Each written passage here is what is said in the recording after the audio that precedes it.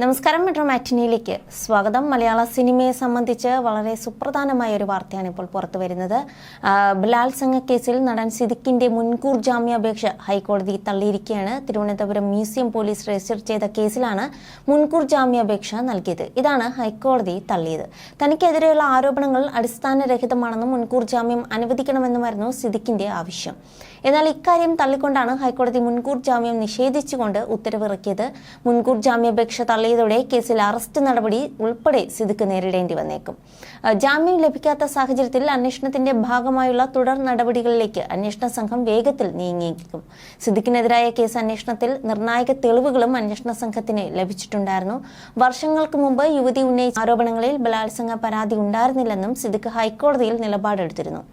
അടിസ്ഥാനരഹിതമായ ആരോപണങ്ങളാണ് തനിക്കെതിരെയുള്ളത്. അപമാനിക്കുക എന്ന ലക്ഷ്യമാണ് പരാതിക്ക് പിന്നിലുള്ളതെന്നും അന്വേഷണവുമായി സഹകരിക്കാമെന്നും സിദ്ദിഖ് മുൻകൂർ ജാമ്യ ഹർജിയിൽ പറഞ്ഞിരുന്നു.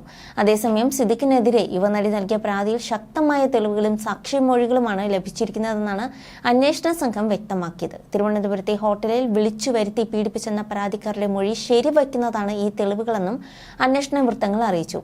സിദ്ദിഖിനെതിരായ തെളിവുകൾ ഉൾപ്പെടെ കണക്കിലെടുത്താണ് ഹൈക്കോടതി മുൻകൂർ ജാമ്യാപേക്ഷ തള്ളിയത്.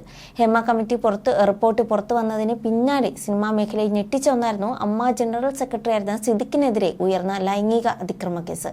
യുവനടിയാണ് പരാതി സിദ്ദിഖിനെതിരെ നൽകിയത്. 2016 ജനുവരി 28-നാണ് സംഭവം നടക്കുന്നതെന്നായിരുന്നു യുവനടിയുടെ ആരോപണം. നീള തിയേറ്ററിൽ സിനിമാ പ്രിവ്യൂ കഴിഞ്ഞിറങ്ങിയ ശേഷം തിരുവനന്തപുരത്തെ മസ്കറ്റ് ഹോട്ടലിൽ വിളിച്ചു വരുത്തി ബലം പ്രയോഗിച്ച് ലൈംഗികമായി പീഡിപ്പിച്ചുവെന്നായിരുന്നു ആരോപണം. 1.5 മാസം നീണ്ട അന്വേഷണത്തിനിടെ പരാതിക്കാരിയുടെ മൊഴി ശരിവയ്ക്കുന്ന തരത്തിലുള്ള തെളിവുകളാണ് പ്രത്യേക സംഘത്തിന് ലഭിച്ചത്. പരാതിക്കാരി ഉന്നയിച്ച അതേ ദിവസം തന്നെ സിദ്ദിഖും മസ്കറ്റ് ഹോട്ടലിൽ ഉണ്ടായിരുന്ന തെളിവുകൾ ഉൾപ്പെടെയാണ് അന്വേഷണ സംഘത്തിന് ലഭിച്ചത്. എന്തായാലും ഈ ഒരു ഹേമ കമ്മിറ്റി റിപ്പോർട്ട് പുറത്തു വന്നതിന് പിന്നാലെ ഉണ്ടായ സംഭവങ്ങൾ വളരെ ഞെട്ടിക്കുന്നത് തന്നെയായിരുന്നു. ഈ ഒരു പീഡന പരാതി ആരോപണം വന്നപ്പോൾ തന്നെ സിദ്ദിഖ് അമ്മയുടെ ജനറൽ സെക്രട്ടറി എന്ന സ്ഥാനം രാജിവെക്കുകയും അമ്മ എന്ന സംഘടന ഒരു കൂട്ടരാജിയിലേക്ക് നീങ്ങുന്ന ഒരു അവസ്ഥയിലേക്ക് നീങ്ങിയത്.